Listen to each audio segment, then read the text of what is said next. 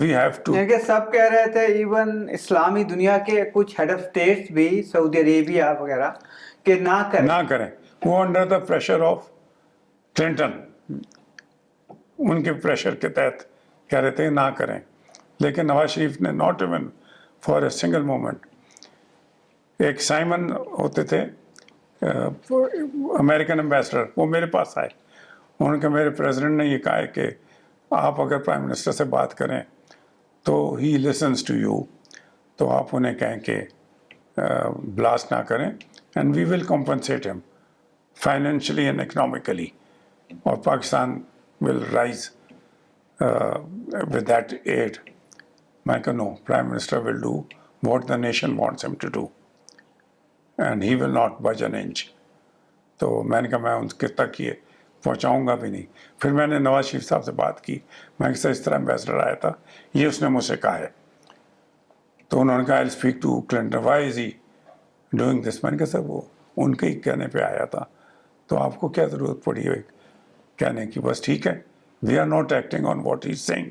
آپ نے کرنا تو وہی ہے جو آپ نے فیصلہ کر لیا ہے، تو انشاءاللہ خیر و عافیت سے کامیابی ہو ہمیں.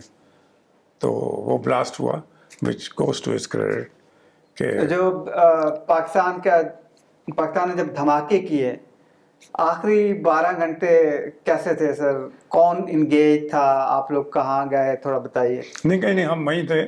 سب سے پہلے جنرل جہانگیر کرامت کا فون آیا ہے، میاں صاحب کو مبارکباد دی ہے کہ سر ہم نے 7 کر دی ہیں plus 2 more than India and all 7 have been successful. تو میاں صاحب نے فوری طور پہ کلنٹن کو فون کیا، ان کا mister president I had to do it. ان کا I know Nawaz you have done it. ہاں تو ہی ڈنٹ لائک، لیکن نواز شریف کے اور کلنٹن کے تعلقات خراب نہیں ہوئے، اس کے باوجود کہ کلنٹن کا بڑا پریشر تھا، ان کے تعلقات ٹھیک رہے. فیلنگز کیا تھی ایز اے وزیر اعظم ڈاکٹر AQ خان کی، جنرل جہانگیر کرامت کی، جو امپورٹنٹ لوگ تھے پاکستان کے ٹاپ 10 آپ سمجھ لیں، ان کی فیلنگز کیا تھی؟ دیکھیں صرف ٹاپ نہیں، ہمارے جیسے بھی جو ٹاپ کے نہیں تھے، we were also having a great satisfaction and great pride کہ اب ہم atomic powers 7th in the world and 1st in the Muslim world. یہ naturally it was a source of pride for every. اس میں ایک غلطی ہو گئی نواز شریف صاحب سے.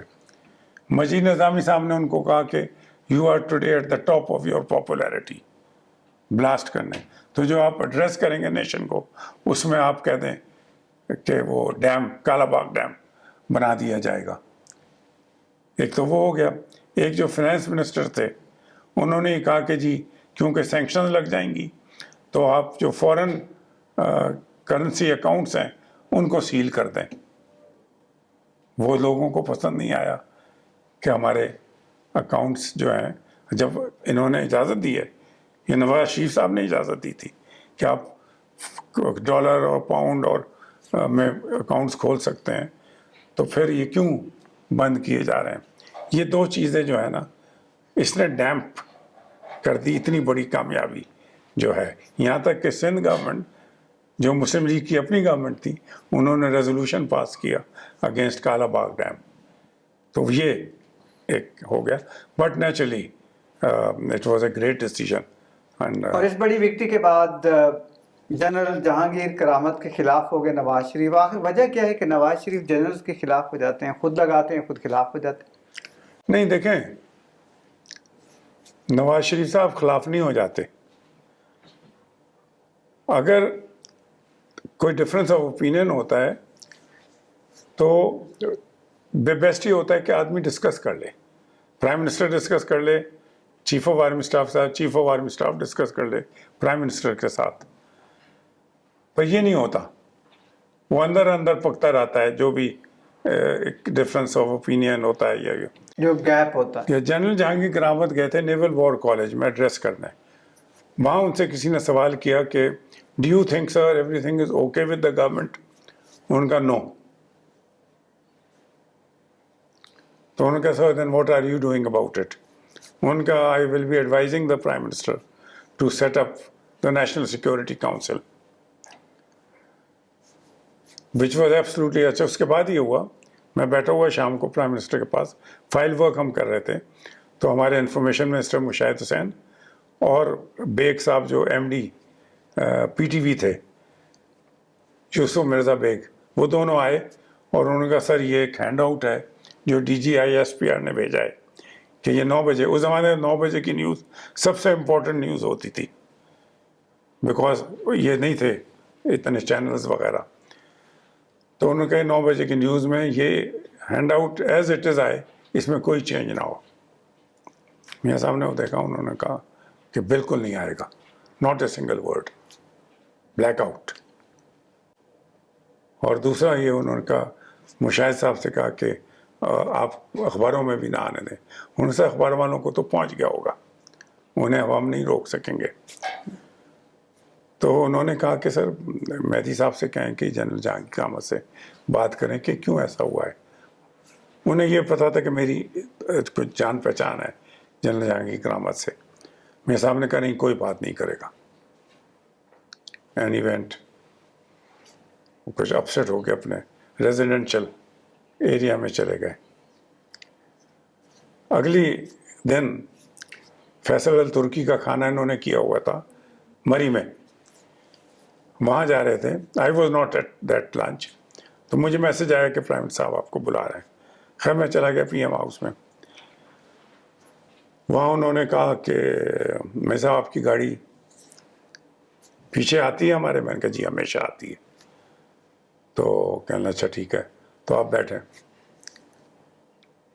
شہباز صاحب سے کہتے شہباز یو ڈرائیو دا کار, اور میاں صاحب ساتھ بیٹھ گئے, میں پیچھے بیٹھ گیا. کچھ دیر تو بالکل کوائٹ رہے. پھر انہوں نے کہا کہ I have decided to retire general Jahangir Ahmad, اور اس پہ میں ڈسکشن آپ کے ساتھ نہیں کرنا چاہتا. Don't waste my time. Successor کے نام بتائیں کوئی. تو شہباز شریف صاحب نے کہا جی مہدی صاحب سینئر ہیں ہمارے اور ان کے سارے کلاس فیلوز آج کل جنرل لگے ہوئے ہیں. یہ جنرل افتخار جو ڈیفینس سیکرٹری تھا یہ بھی میرا کلاس فیلو تھا. جنرل علی کلی میرا کلاس فیلو تھا گورنمنٹ کالج میں. تو اور بھی میرے کلاس فیلوز جو تھے فوج میں جو گئے تھے وہ آل جنرل. تو پھر میاں صاحب نے مجھ سے کہا کہ آپ بتائیں نام. میں سے اس طرح نام نہیں بتایا جا سکتا. We'll have to discuss why him and why not him. تو آپ تھوڑا سا ٹائم دیں اور یہ ہم ڈسکس کر لیں. تو various names were discussed. Number 1 general equally. there were certain things which went against him. وہ نہیں ہوئے. پھر ایک جنرل حمید نام تھا ان کا یا کچھ اور تھا. ان کا نام ان کو no one knew. I think he would have been the best person.